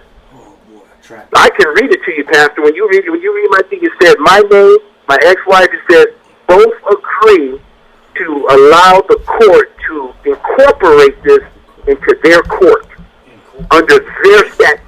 You see that right? I'm looking at that. What the hell was I thinking? Well, you wasn't thinking. That was it. None of us was, and that's the reason why we're in the condition we're in today. without knowledge. Yeah. But we thinking now. Yeah. An obedience. We wide awake. That's it. For the things we saw. So I just want people, just be careful about how people try to fear you and sway you, but those are the two things that they would do to trap a man into going to family court. Because if a woman just came and handed you the divorce paper, you could just take the divorce paper and toss it. It means nothing. You don't even have to accept service. You don't have to do anything. They need the consent of both parties for that judge to get his power. And that's where the judge is able to get the authority to be able to destroy your family. Now, so this, if the judge has consent of, let's say, the one that's filing for divorce, but he don't have consent of the other, it's still null, nil, and void because both of them have not agreed. Is that correct? Yep, exactly. Exactly. He would not be able to move. He would not be able to move without the consent of both parties. He can't. And that's why they go through a lot. That's why you go to a commissioner. And the job of the commissioner is to try to, you go through all these preliminary hearings, and the whole goal is to get you trained and primed. And when you go before the judge, the so-called acting judge, then you've already been trained. It's like kind of going to acting school. You do all this practice, and then now it's showtime. Now you go before this. So all that preliminary, all what they're doing is priming you up. That when you go there, the emotions are gone. You know how to say yes, sir, no, sir. And they pretty much, that whole attorney is doing is getting you ready to consent and sign your life away. That's what you continue to do. My. What you? No, what I said is the same I've always said. We've been dumped down to an unprecedented level. Big time. Pastor, can I just read this? I just want to read this to you. Go ahead. You think I'm making this? It says this. It says this is my own personal, but this is a marital settlement agreement. And look what it says. It says this agreement is between Eileen, petitioner, and Kabir, respondent, in consideration of the mutual terms and provisions as hereafter stated. Both parties agree that the terms and provision of this agreement may be incorporated by the court in the pending divorce action between the parties. In the conclusion of the law and judgment entered therein, however, this agreement shall be independently survive any such judgment, and in that respect, the parties agree as follows. That right there is key, and that's what I signed. We both agree. Both agree that this to allow the courts to adjudicate. Yep. Just like in Israel, we can do the same thing. So we're going to allow Israel. We're going to go to before the elders and let them adjudicate. It's the same thing, but here we don't. Here, when you do stuff here at Straitway, it's not by force. We all consent to this how we want to be handled. But here they have to force you, coerce you, or trick you, or some way to get you. But deceive you. But if people knew that this is not, you don't have to do this. You understand? Literally, this is how they make money. Crime pays. Like when I say crime pays, like right, this coronavirus. If there's no crime, there's no money that the state's making. They make money off of these crimes because this is how they do it. They just administrate people's life and their stuff. So anyway, I just want to show you that literally what happened to me. It was sad, but guess what? God's gonna bless me. But this happened to me because I consented, and they find ways to get you to consent. So I hope people really hear what I'm saying. So you got to slow things down. Don't move so fast. Don't be so hasty. If somebody's telling you have to do something, just slow down and ask the question. Why do I have to do this? Who gives you the authority? What gives you authority? When did you become my daddy? I mean, who are you? Did I give my consent for you to do what you're asking me to do? But see, here's the part. Here's the part right here that the Bible already teaches us, which is one of the fruit of the Spirit, one of the fruits of the Spirit. We've got to learn that when this intimidation, this coercion, and this pressure is on, to learn how to manifest the fruits of the Spirit. You understand? You follow me? Self-control. Control yourself anytime you feel like, because we all have this flight or fight mechanism that is instilled in us. True. Anytime we feel like we're being attacked, man, it's there. Ooh, yeah. But we have got to learn how to get into self-control, learn how to govern ourselves and not be presumptuous. Agreed. Boy, I tell you what, Brother Kabir, this has been very, very educational to all the Israelites that has been listening and taking notes. And mind you, we're not telling you to go shoot police, shoot the magistrates, shoot everybody else. We're trying to teach you what your right is so you can start acting like no other. It's the same way I do with anything in life. You don't have to be out there in an extraordinary amount of debt. You just you've got to learn how to live simple first in order to enjoy a little bit later on in life. Yes. Which is coming. But you got, and you younger, get your ass out there and work. So. Damn it. There you go. Say it again, teacher. So. One more time. So. One more time. So. And again. So. And again. So. And when you sow, you are what? Reap. See, people don't want to sow because you got to do something. Yep. You got to go out there. You got to cultivate the ground. You got to till. You got to make a furrow. Labor. You got to turn around and plant the seed. Yeah. You got to cover it back up. Yeah. And then while it's going up, that's sowing. That's sowing. While it's coming up, you got to tend to it. Yes. You got to weed it. Yes. Yeah. Oh yeah. Oh yeah. And don't get me wrong. People don't even want to be there during the reaping. They want to be there when it's time to put our feet up under the table. Yeah, that's why people don't have an appreciation for food today. Anyway, I don't want to digress, but you know what I'm saying. But hey, Brother Kabir, appreciate your time, my brother. Appreciate everything that you said. It's been a great benefit to all of Israel. I'll leave you with the last word. Well, guys, just like I said, just remember to be vigilant and don't be so quick to give your consent to anything, and no matter if it's small or big, but even the little things, just really start training yourself, self-control, and just be mindful of what you're consenting to. And you don't have to agree with everything that somebody puts in front of you or tell you you have to do it. Just, be nice about it. You don't have to be confrontational. Just say, well, why? So, anyways, like I always say, be faithful in the little things. But thanks for allowing me to be on the show with you. And Pastor, thank you for being a good example for all of Israel. And thank you for just being obedient to the Most High Yah. Love you, Pastor. Bless you, brother Kabir. You have a wonderful Sabbath. Shabbat shalom, my brother. Shabbat shalom. Shabbat. Now, I don't know what else we can do as a ministry, because every time you turn around, we're always trying to do whatever we can to, to feed the sheep, feed the people. And I still don't know. When we sit up here and we prepare a table for you in the presence of our enemies. You ever heard that before? A table of knowledge for you.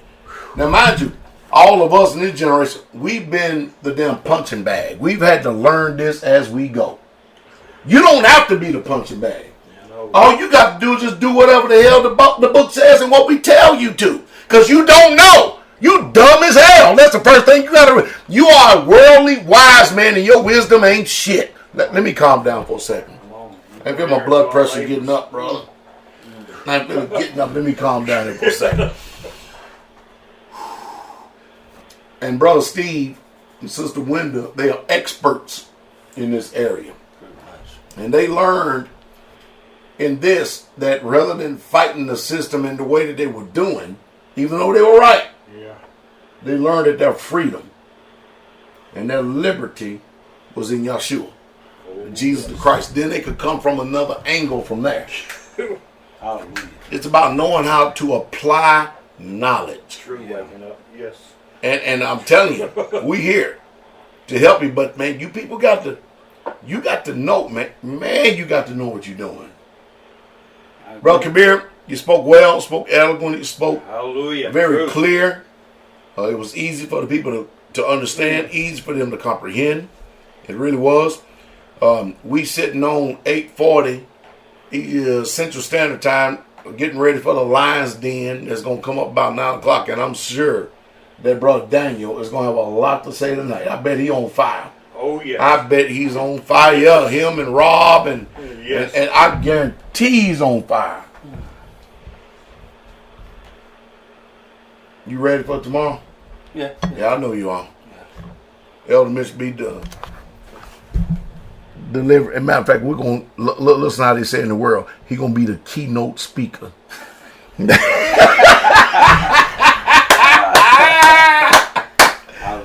All right. Brother Gideon is getting everything planned. Yeah. Getting everything ready. We're going to work on long range shooting. Hallelujah. Brother Brent and Brother Scott has got us right now at least 450 meters, which is still kind of close for us. You know what I mean? But that's a good place to start. We need at least 8. We're going to see if we can commandeer us a place one day to where we can try to reach out to 600 and 800 meters. You know what I mean?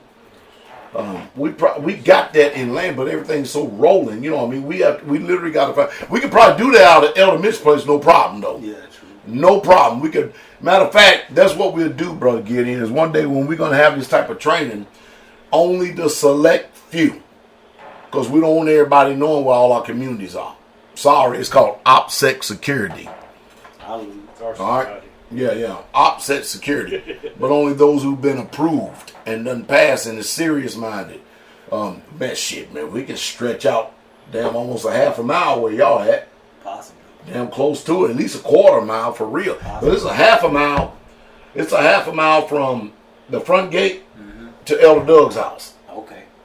See what I'm talking about? That's just to give you a high point to low point. Yeah, that's to give you from a visual. Yeah. So we got from the beginning of y'all land all the way to the other edge. We can stretch out pretty damn far. Pretty long.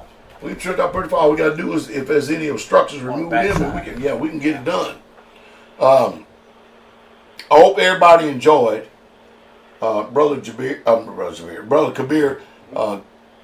KGB 94 TV. KGB 94 TV on YouTube. You can see that our people I know that you may not like our demeanor, but that's not in question. You got to get past these damn feelings. And remember, consent, feeling. That's what we're in dictionary. Get past all that and be a man and woman of truth.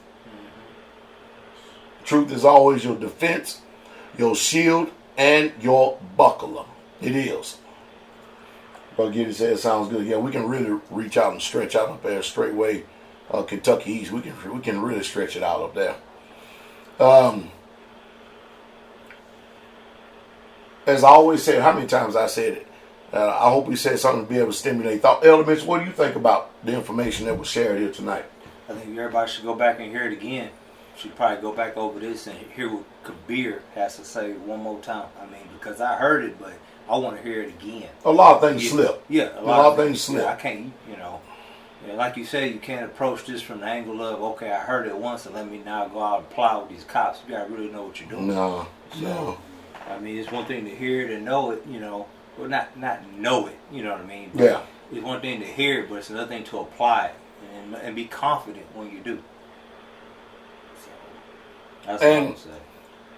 It's your offerings, your letters of support, be they come by mail, what Sister Wenda does, and we'll give y'all a ministry break here before we come off tonight. They come by PayPal, which I wish that y'all will start using friends and family rather than continue to keep giving PayPal them fees. They're making fees anyway. Yeah, they are. You understand what I mean? They are. Yeah. Select friends and family and stop donating the regular way, giving them sometime man, they get in excess of $41 damn. Yeah. If somebody sends us some money, if they send $1,000, $41, man. Wow. Or if you are over there supporting by way of patron. Either way, either way it coming, I do appreciate it, but we got to be a hell of a lot more intelligent about the way we're doing things, which I know we can. Lion's Den is Daniel Muir, M-U-I-R, and that's on Facebook. He's always there, Daniel Muir, and Lion's Den, him with Rob Mathis, and Brother Samuel and Brother Lee, them the main folk that's there. They doing damn good. Send me a video today of their raised beds. They so excited. I'm sure they about to do cartwheel. I mean, backflips. I'm sure. They seeing that food grow, and they're looking at them raised beds, how they're thriving, man. But they are on fire. Yeah. Yes. They are on fire. Remind me of Rick James and them.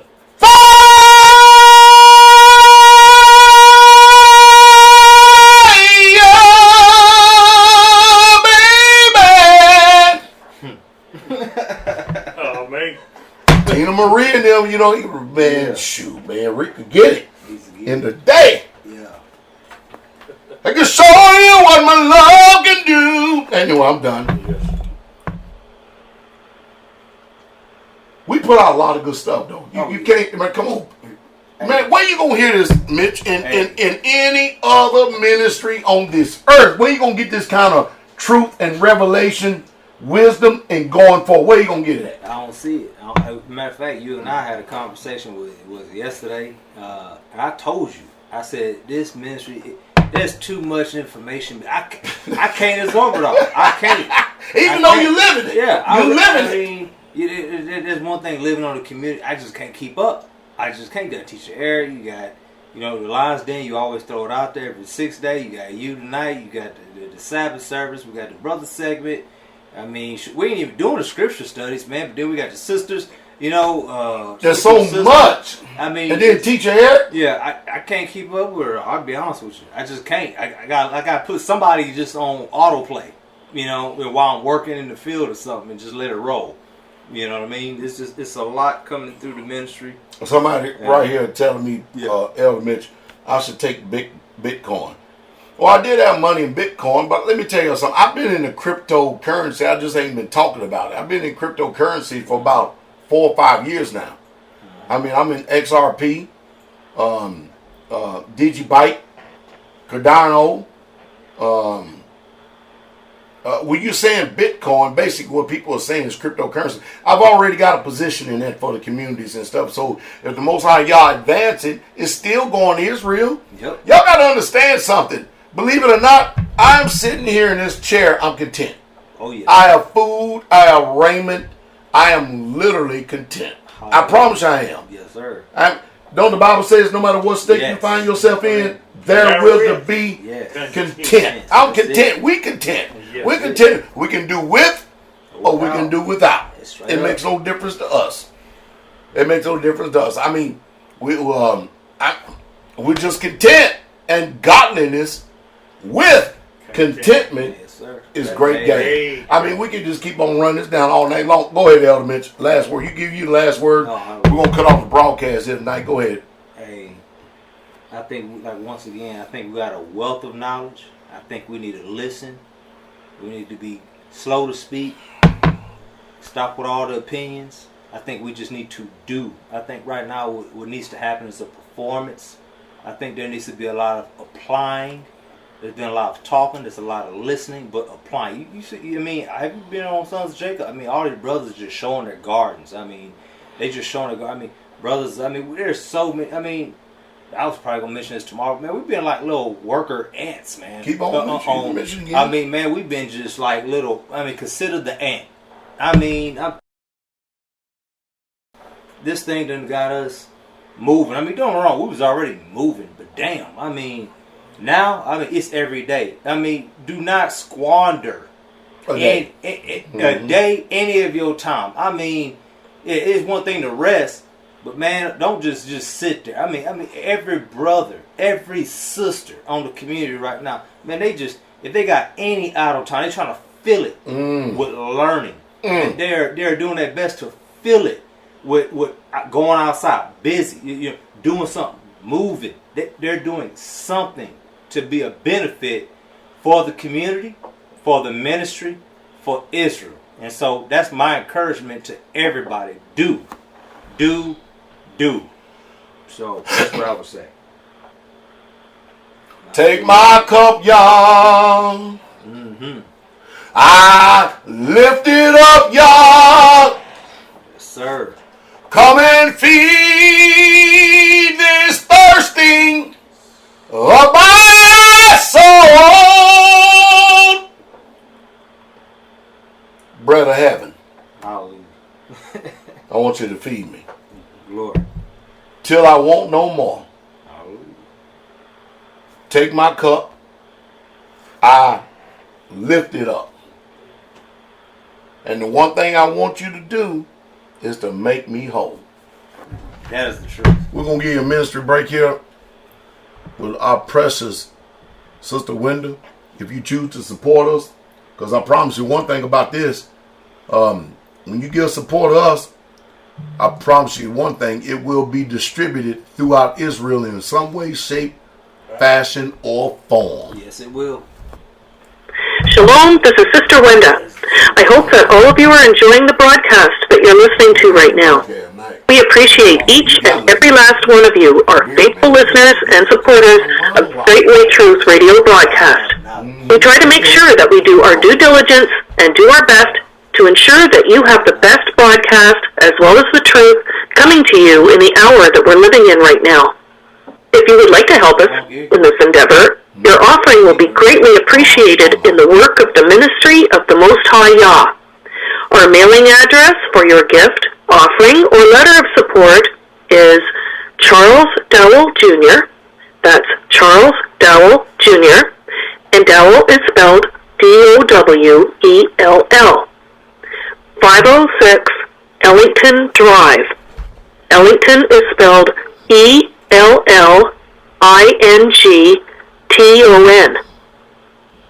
P.O. Box 32, Lafayette, Tennessee. And Lafayette is spelled L-A-F-A-Y-E-T-T-E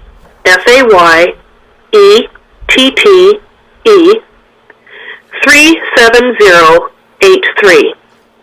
Again, our mailing address is Charles Dowell Jr., 506 Ellington Drive, P.O. Box 32, Lafayette, Tennessee,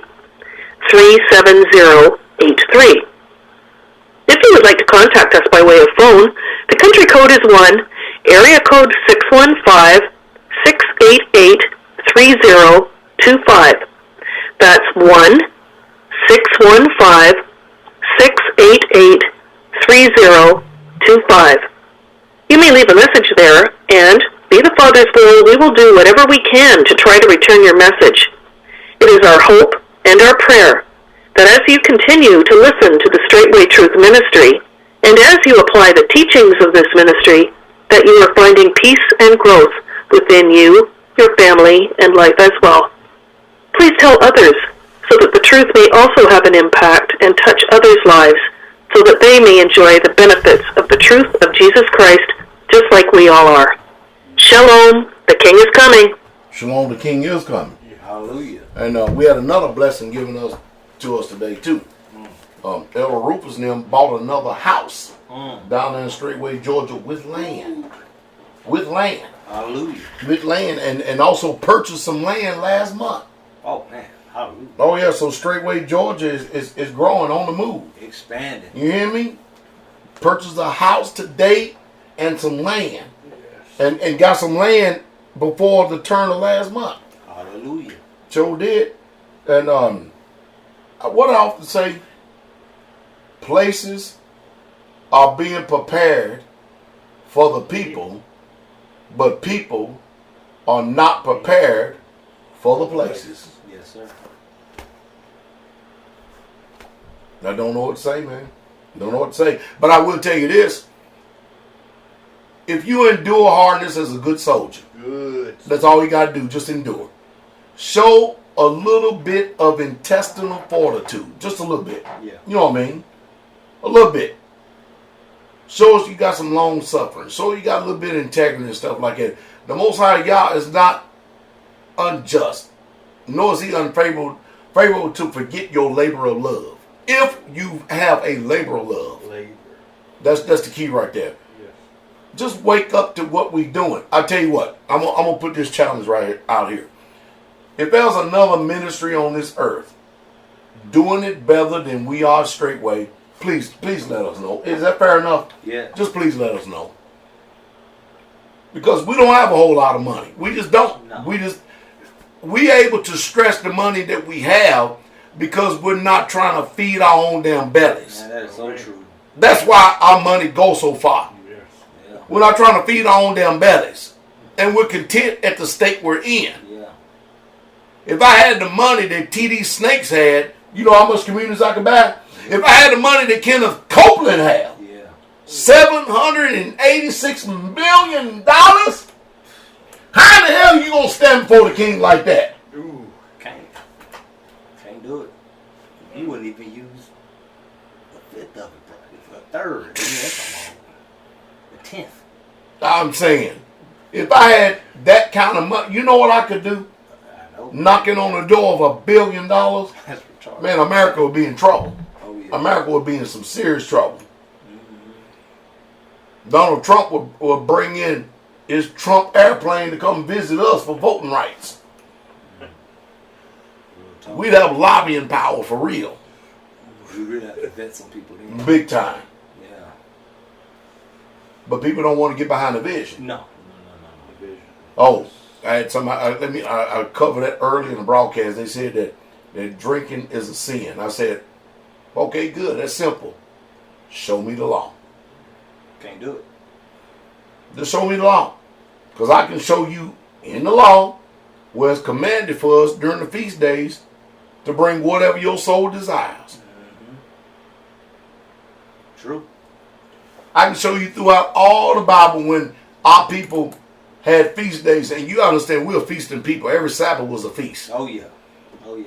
And of course, then they didn't have strong drink like we had. I don't know what kind of, they had something. They did something.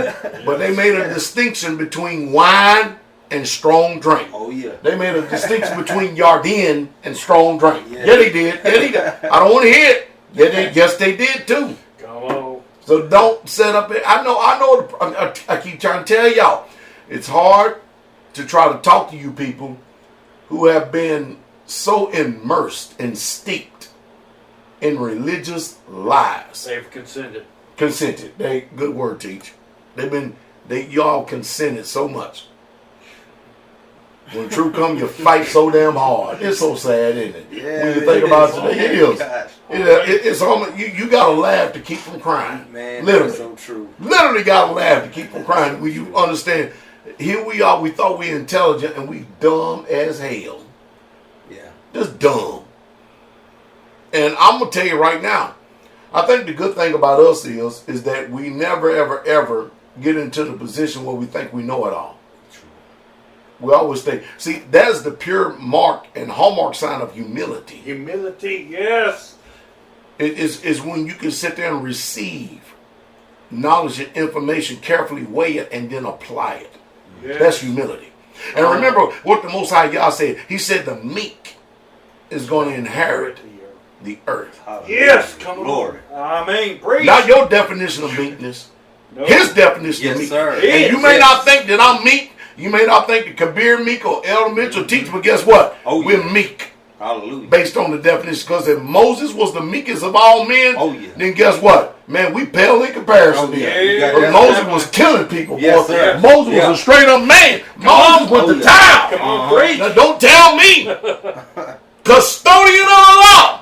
Yep. Woo! See, I think the problem is, again, it's the way you perceive. I remember doing a sermon some time ago on lenses. Yeah, you did. Yes. You know, what lens do you view things out of? And here. Yeah. Come on.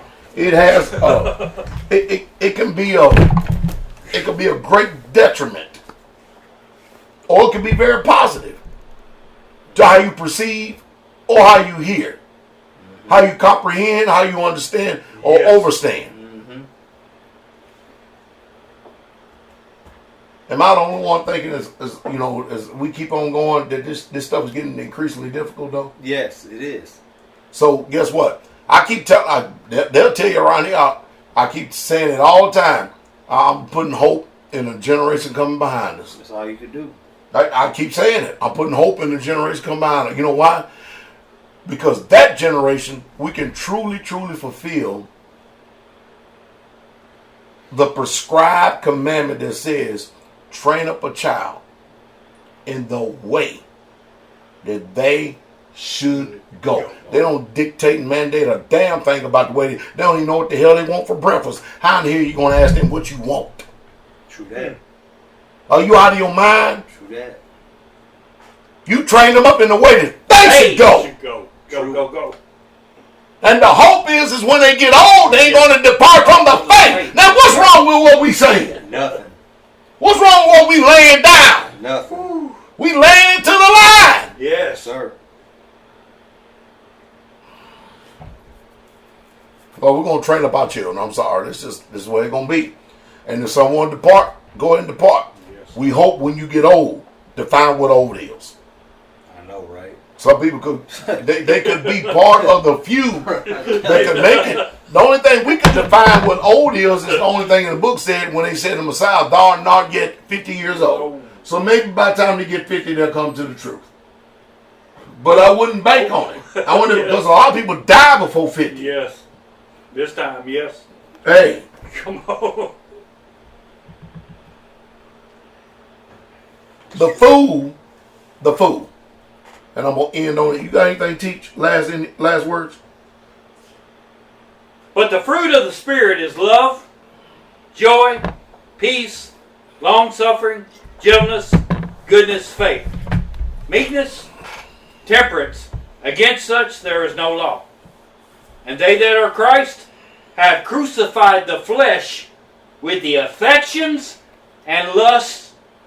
If we live in the Spirit, let us also walk in the Spirit. Let us not be desirous of vainglory, provoking one another, envying one another. That word envying, boy. The fool have said in his heart, there is no Yah. I bless you all with sweet, precious, and strong, and victorious, and mighty, overcoming name, our soon coming King Yahshua HaMashiach, Jesus the Christ. Looking forward to seeing you over in the Lion's Den. I'm sure that Daniel Muir and them going to have a hell of a lot to say here tonight. The King's coming.